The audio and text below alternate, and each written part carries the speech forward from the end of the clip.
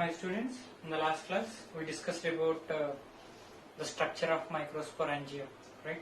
Coming to this class, we'll discuss about the dehiscence of anther.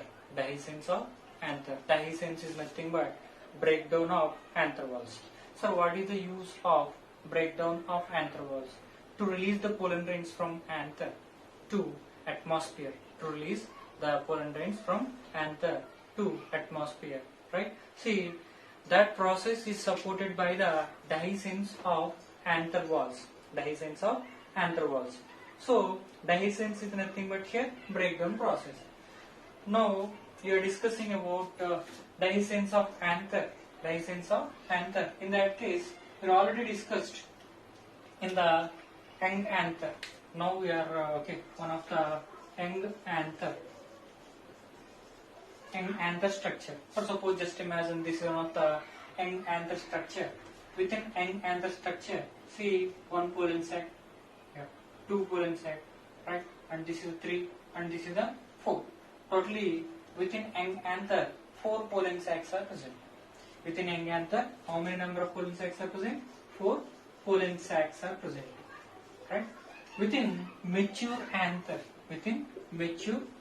for suppose mature anther is nothing but whatever that microspore mother cells are there, the microspore mother cells, already undergoes the meiosis process. Pollen grains are produced.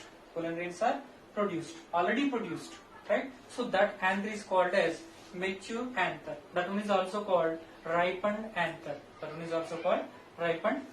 So what I am telling here, mature anther, right? Within mature anther, for suppose this is the mature anther, right? Within mature anther, the number of pollen sacs are, see, these 2 pollen sacs are combined. Because whatever the tissues are present between these two, the tissues are degenerated. Once the tissues are degenerated, right? See, these 2 pollen sacs are combined. Forms the one pollen sac. See, these 2 pollen sacs are combined, produces the one pollen sac. And these 2 pollen sacs are combined. Right? Produces the another pollen sac. So, in mature anther, the number of pollen sacs are 2. Within mature anther, the number of pollen sacs are 2. Within young anther, the number of pollen sacs are 4. Because within young anther, between these 2 pollen sacs, there is a tissue is present. But within mature anther, the tissue is degenerated. Right? See, these 2 are combined, produces one pollen sac. These 2 are combined, produces another pollen sac. Right? So that is about the dehiscence of anther. Not completed here. See, exactly whatever that microspore mother cells are there, these microspore mother cells undergoes meiosis process, produces pollen grains. And these 4 pollen grains are producing from one microspore mother cells, which are covered by one layer. The layer is called, here this layer is called as callose layer. So inside the callose layer, 4 pollen grains are present. This part is called as pollen tetrad. And remember, within pollen tetrad, 4 pollen grains are present. Right? Sir, how the pollen grains are released, or how the pollen tetrad contain callose layer will be cleaved? How the pollen tetrad contain callose layer will be cleaved?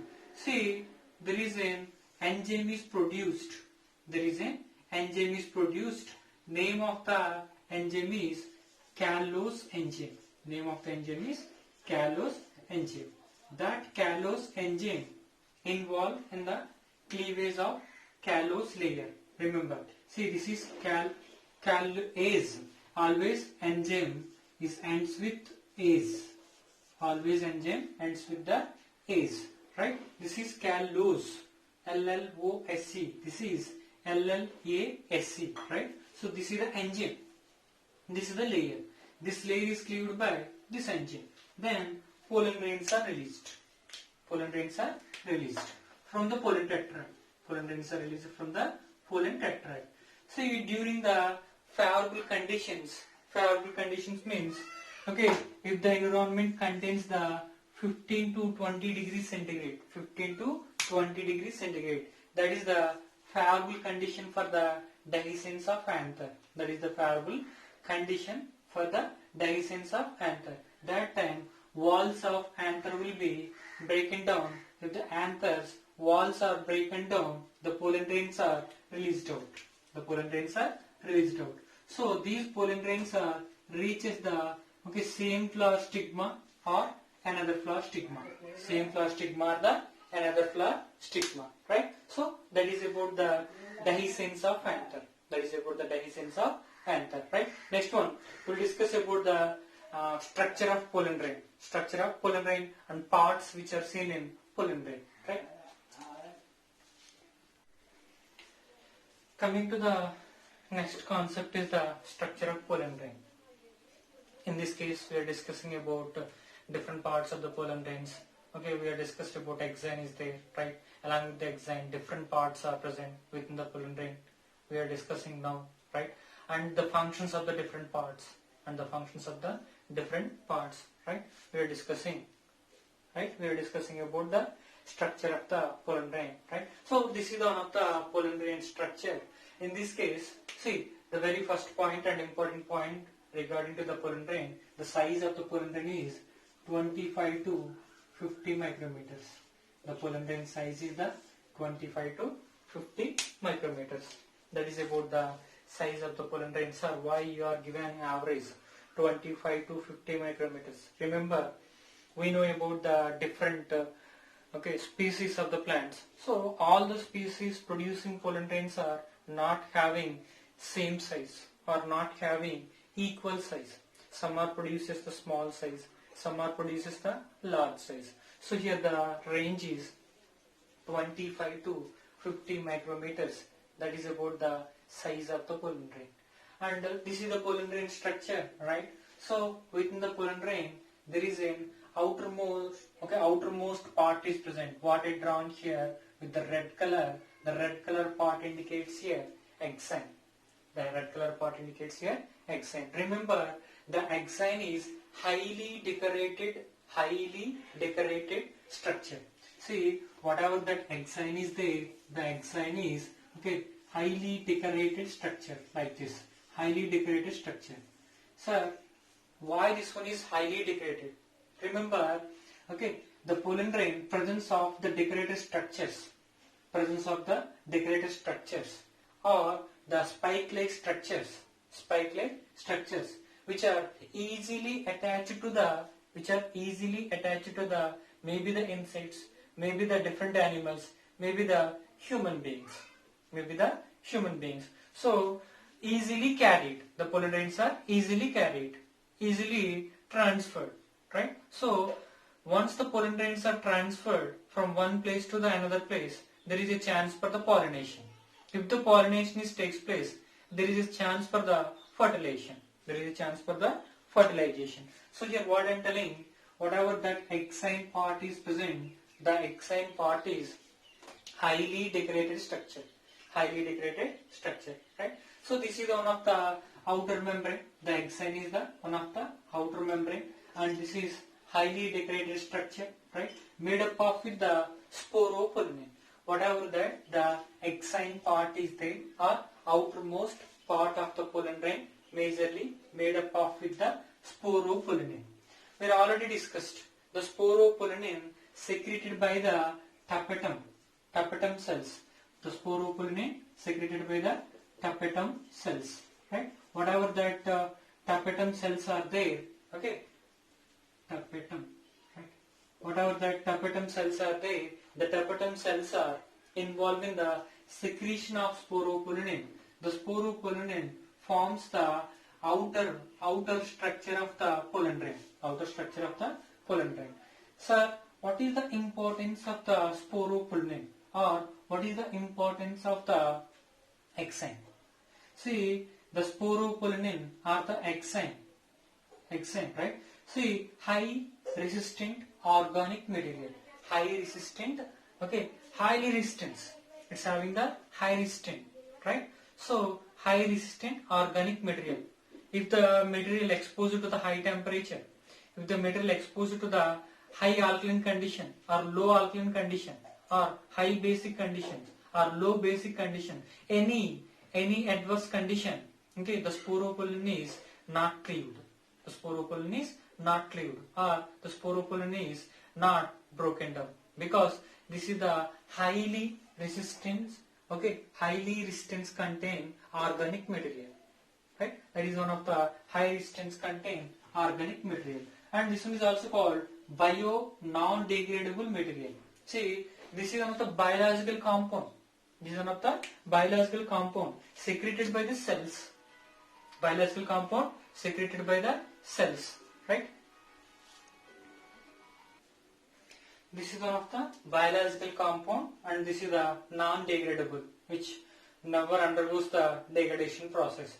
Okay, exactly the compound shows the very high resistance, Okay, there is no enzyme to cleave this substance. So that's the reason why. See, we know about the fossils. See, within fossils, whatever that cells are there, dead cells are there, means dead organisms which are covered by the soil, right? Gradually, which are covered by the different types of substances. Again, these are covered by the earth.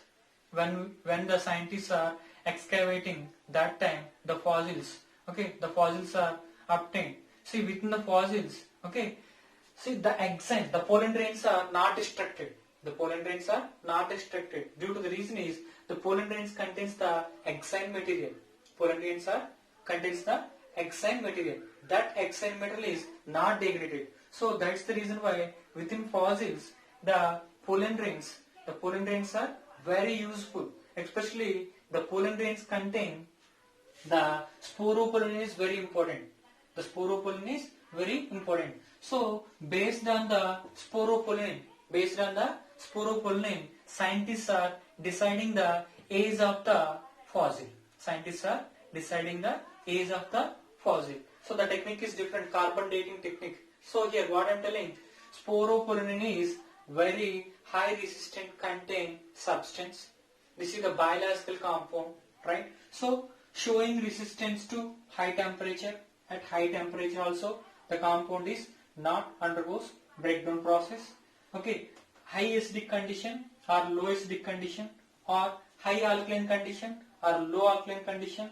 Okay, any condition the compounds are not broken down, right? See, no enzyme to cleave the sporopollen. So most of the cases we know some of the enzymes are produced, and these enzymes are involved in the cleavage of different types of substances. But remember, still there is no enzyme to cleave the sporopollen. So that is the importance of the exine. See, here exine, especially made up of with the sporopollen. See, presence of sporopollen, the pollen grains are very safe in fossils also. Point is, see, presence of exine, the pollen grain structure is very safe. Okay, because of the sporopollen. So sporopollen is not degraded. Easily, right? And that is about the outermost part, exine, and inside to the exine there is a smooth layer is present. The smooth layer is called as intine. So intine is very smooth layer. Sir, why this one is smooth layer? See, here exine is the highly decorated and very strong structure because of the sporopollen. Sir, why this one is the smooth? Why the intine is the smooth? See, the intine especially made up of with the pectin and the cellulose. cellulose. See, intine is made up of with the pectin and the cellulose. This one is also called pectocellulose. This one is also called pectocellulose, right? See, the pectocellulose is supporting for the pollen tube formation. Simple. This is the pollen grain structure. This is one of the exine part. This is the exine part. This is the exine part. Whatever that the inner layer is there, intine, that one is continuously extended through the germ pore. Continuously extended through the germ pore, right? So the continuously extended structure, is called as the pollen tube. Continuously extended structure is called as pollen tube. Pollen tube is formed by the intine. Right? See, that is about the intine. Remember why this one is smooth and why this one is hard means the chemical composition. Here sporopollen is present. Here pectocellulose is present. Right? That is about the exine and the intine differences. See, at some regions within the pollen grain, okay, the deposition of exine is absent. At some regions within the pollen grain structure, the deposition of exine is absent.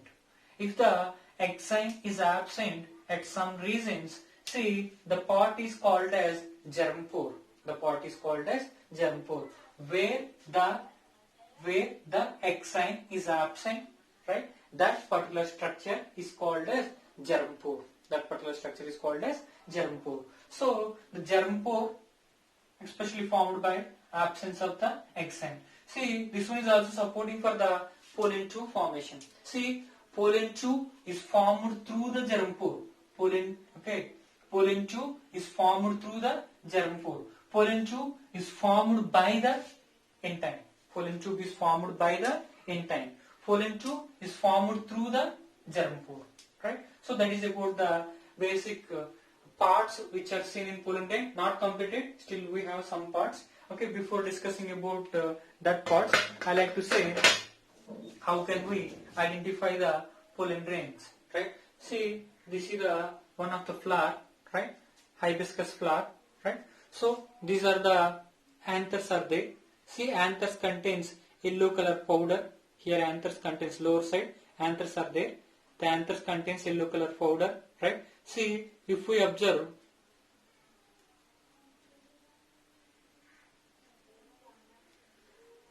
yeah, whatever that here yellow color substances are there. Okay, these yellow color substances are nothing but pollen grains. See, the yellow color substances here very clear. The yellow color substances are nothing but pollen grains, right? These pollen grains, outermost structure is made up of with the exine. That internally there is an intine is present, right? That is about the exine, intine, and the germ pore, right? Other parts also present, right? We'll discuss.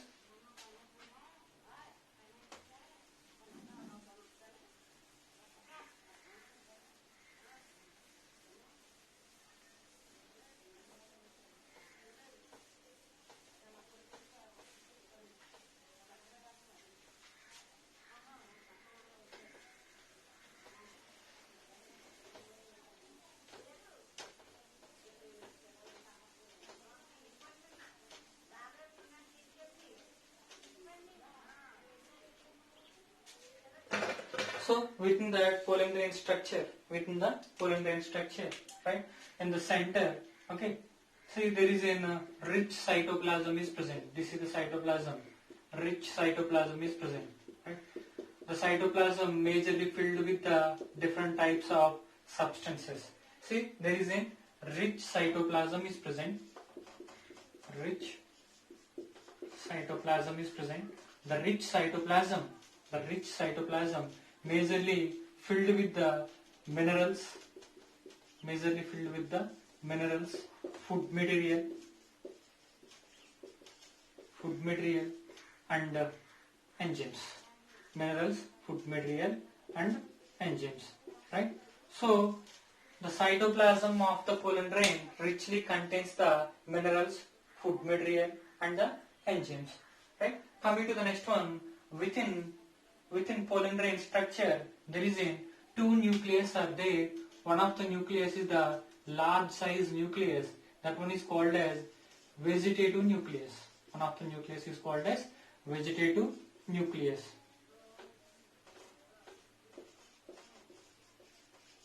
Right? Other nucleus is there. Other nucleus is the small nucleus. This one is called as general nucleus or generative nucleus or generative cell.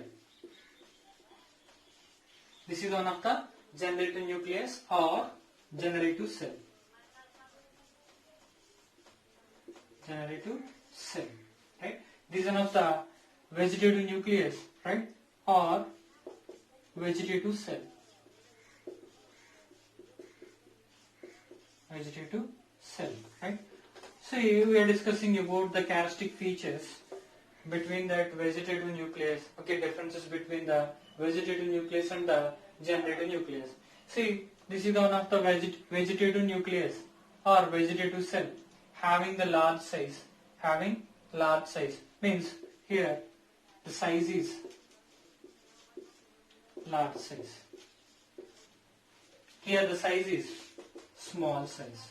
The size of the nucleus is small size, right? See the shape of the vegetative nucleus.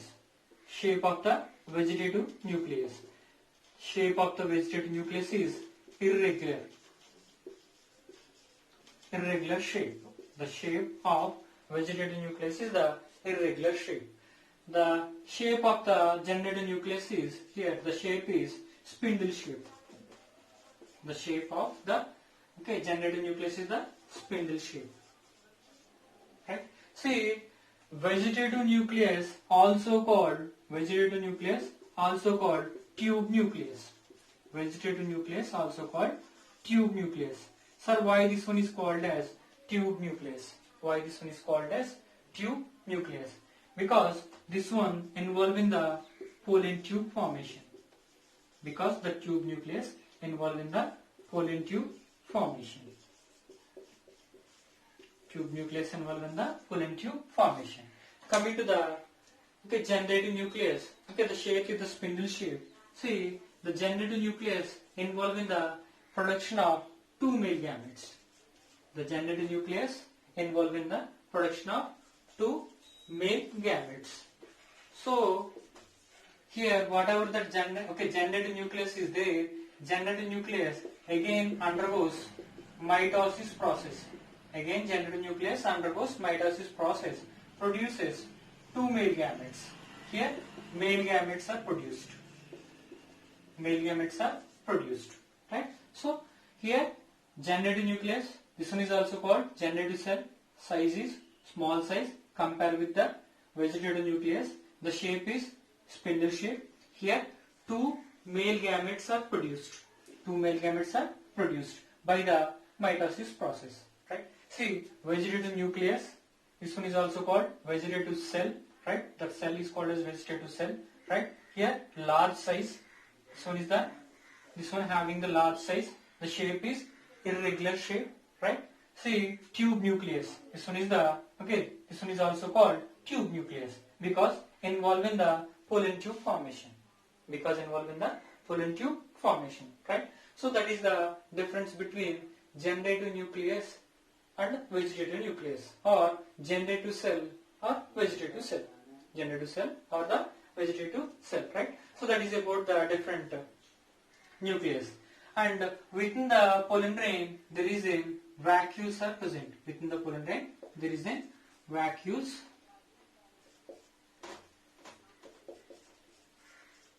There is a vacuoles are present. These vacuoles involved in the storage. These vacuoles are involved in the storage, especially storage of water, storage of minerals, storage of water, storage of minerals, and food material. So this is about the pollen grain structure. Pollen grains are having exine pod, intine pod, right, and germ pore, and there is two nucleus are there, large size vegetative nucleus. This one is also called tube nucleus, involving pollen tube formation. Right. Other one is the small size nucleus. This one is also called generative nucleus or or generative cell, right? Involving the two male gametes production, right? That is about the structure of pollen grain. Right? Next one, we'll discuss about the different properties of the pollen grain, right?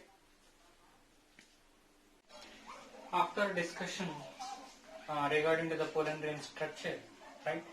See, we have to discuss about different characteristic features of the pollen grain. See, we'll discuss study about pollen grains is called as palynology. Study about pollen grains is called as palynology, right? This is one of the important bit. Study about the pollen grains is called as palynology. Then I like to ask the question, the different characteristic feature of the pollen grain. Generally, we know the pollen grain structure. This is the pollen grain structure. There is an exine is present. This is the structure of the exine, right? Oh, this is the intine. And generally, any cell contains one nucleus. For suppose, initially the pollen grain contains one nucleus. That nucleus again involved in the mitosis process.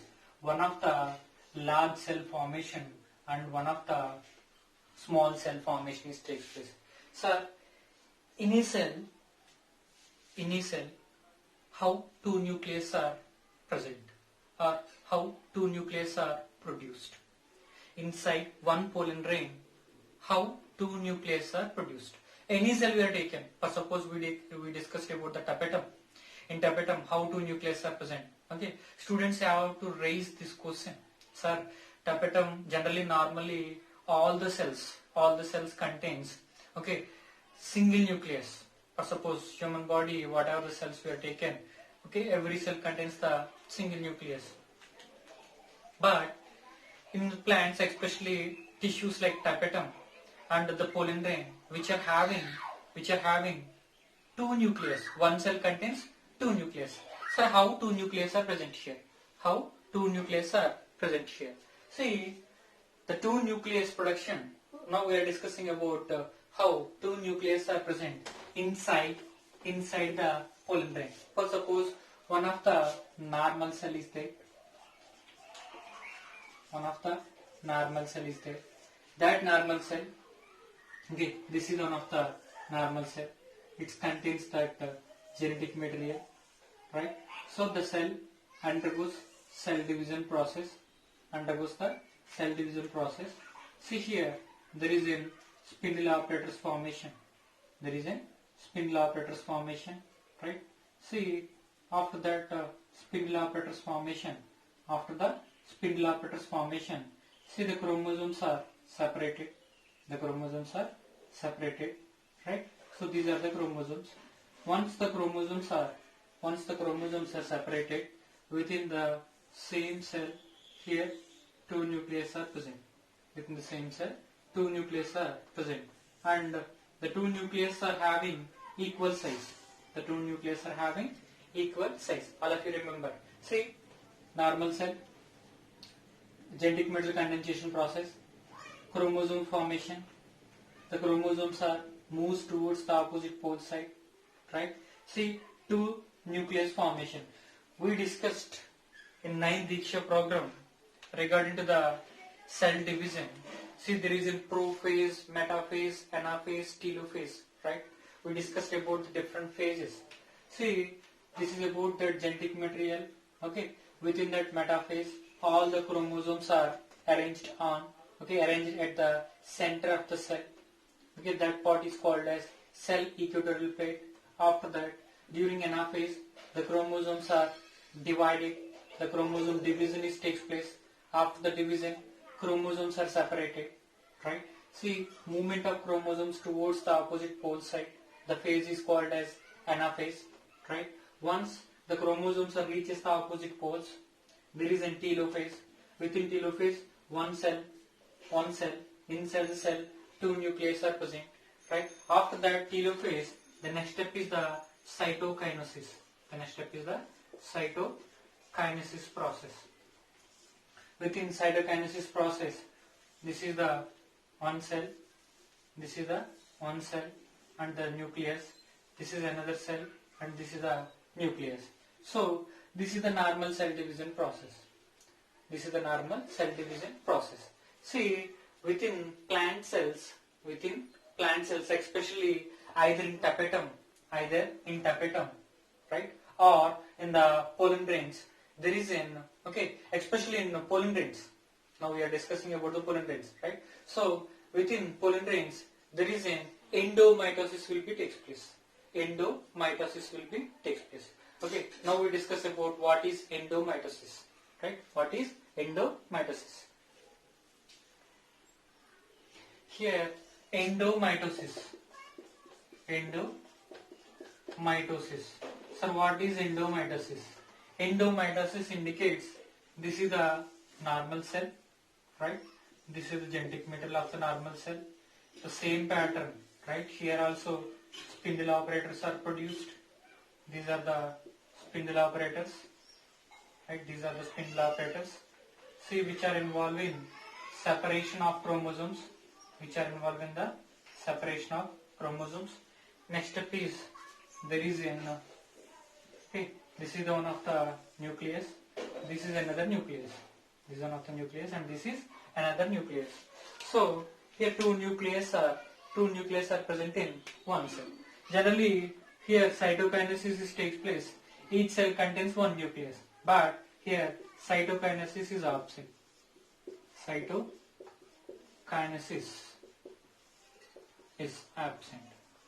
Cytokinesis is absent. One cell contains two nucleus. Cytokinesis is absent. There is no division of cytoplasm. Within one cell, two nucleus are present. So this process is called as endomitosis. Remember, simple concept. Presence of cytokinesis. Each cell having single nucleus and two cells are produced. Each cell contains the two nucleus, right? But absence of cytokinesis, one cell contains two nucleus. Right? This is called as endomitosis. Generally, by the endomitosis also, the two nucleus size is equal. But in pollen grain, we discussed, this is the pollen grain. Okay, one of the nucleus is the large nucleus, other nucleus is the small nucleus. Sir, how one nucleus is, okay, in pollen grain, how one nucleus having large size, how other nucleus having small size. One nucleus having large size, okay, the second nucleus having small size. How? Okay, the production is possible. Right? We discussed now, right? See, the process is called as asymmetric endomitosis. Asymmetric endomitosis means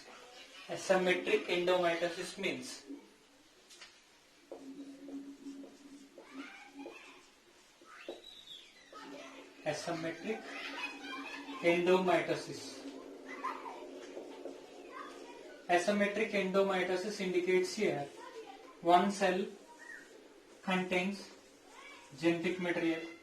Here, next step is spindle operators formation. Right? So this is one of the spindle operator point. So here chromosomes are attached like this, but other one spindle operators forms from this place. So asymmetric. Okay, one of the spindle operators are not having equal size. One spindle operator having size is long, other spindle operator having the size is short. One spindle operator having, okay, the size is long, other spindle operator having size is short. So this one is called as asymmetric spindle operators. The condition is called as asymmetric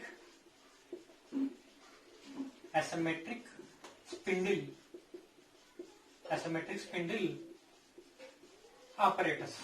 Once the asymmetric spindle operators are produced, okay, so after that anaphase, see, one of the cell having one nucleus is large size, other nucleus is the small size.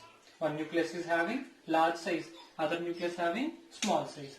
So this is the way within pollen grains, okay, two nucleus are present in one cell, that is called as endomitosis, and the two nucleus are having different sizes. Means one is long, okay, one is that large size, other one is the small size.